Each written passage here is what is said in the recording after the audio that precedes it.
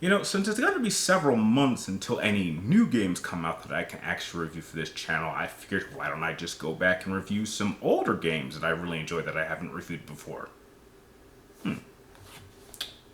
Let's start with this one.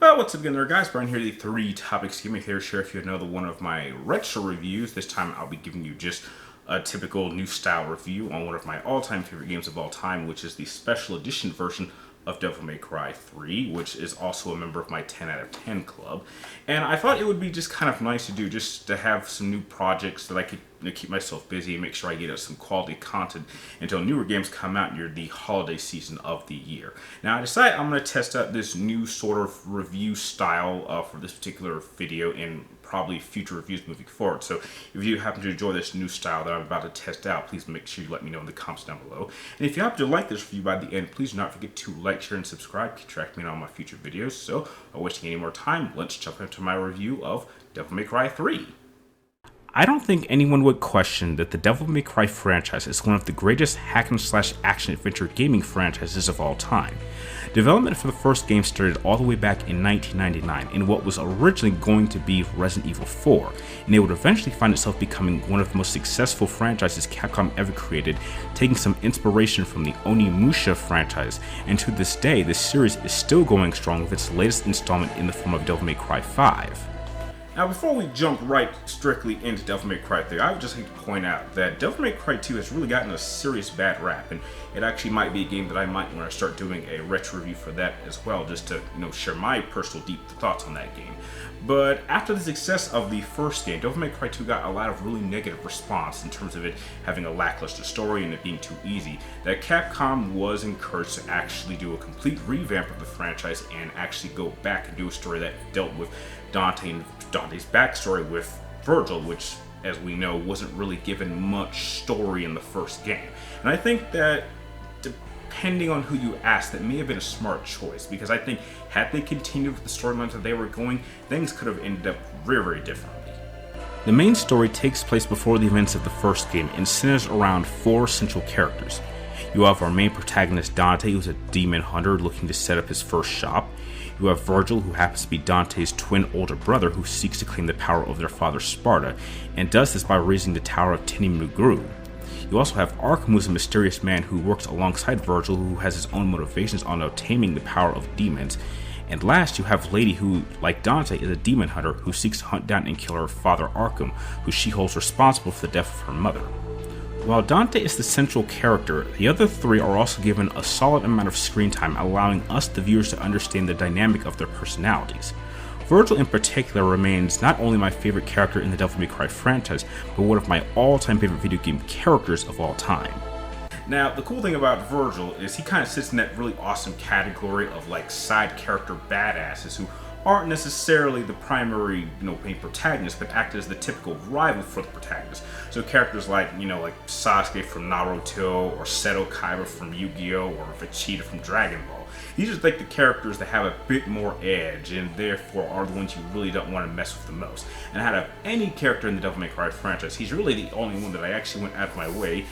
to get a replica of his weapon, because the Yamato is actually probably one of the most important weapons in the franchise, and it typically always seems to play an important role in the better installments of the Devil May Cry franchise, which is why I simply just had to get my own version of such an iconic weapon.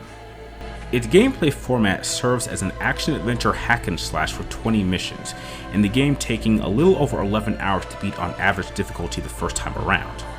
Across these 20 missions, there's a solid collection of platforming, puzzles, backtracking, enemy encounters, with a wide variety of different enemies that get harder and harder to defeat as you progress, along with a good amount of challenging boss fights, with some of these bosses even granting you new weapons upon defeating them. A new addition to the franchise when it was first released was the introduction of 4 unique fighting styles, and these unique fighting styles were Swordmaster, Gunslinger, Trickster, and Royal Guard.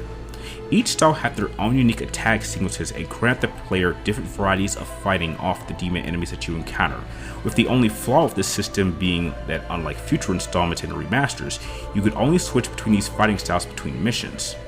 When the special edition was released, it introduced a few new boss fights, a new Bloody Palace game mode that pit the player against multiple different groups of enemies and bosses without stopping, but the best addition was the ability to play as Vergil, who came with his own unique collection of weapons and fighting styles, making him quite different from Dante combatively.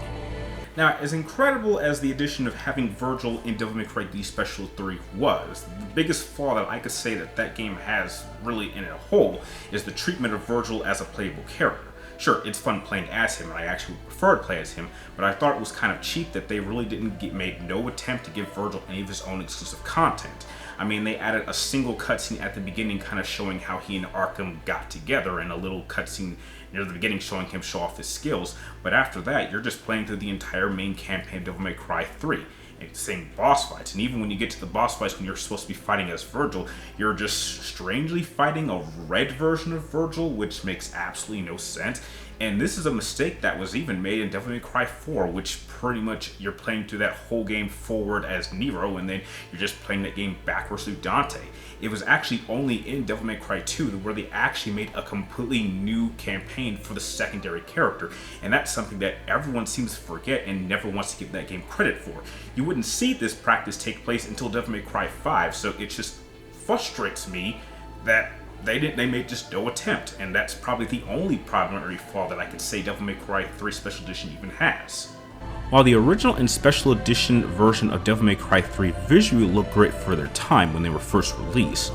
the Special Edition of Devil May Cry 3 has been remastered a number of times, with the latest being on the Nintendo Switch, and the updated visuals make this classic of a game look better now than it ever has before.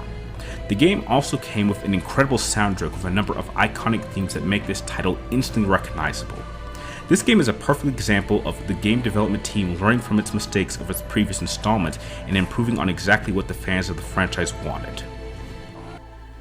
Now, whether you're talking about the original Devil May Cry 3 game, or the Special Edition, or any of the remasters that came out in the years following these games' original releases, you cannot deny that Devil May Cry 3 as a whole is a classic or masterpiece of a game, depending on who you talk to, and still holds up years later. I mean, this game, I think, will be almost 20 years old in like a few years, and it's still, to me, one of the greatest video games that I've ever played. This is a true testament of what happens when a game development and studio listen to its fans' feedback and then go out of their way to try to make a truly memorable and timeless experience. And that's exactly what Devil May Cry 3 is. Now, I don't really need to go into too much scoring because this is a member of my 10 out of 10 club, so obviously I would give this like a perfect 10 if I was giving it an official rating. But if this is a game that you haven't had a chance to play, you really should go out of your way to play it. Trust me, it's on so many platforms, there's no excuse not to play it. So overall, that's just my initial thoughts on, overall thoughts I should say, on the entire Devil May Cry series, whether you're talking about the original or Special Edition. So I think that's all I need to say.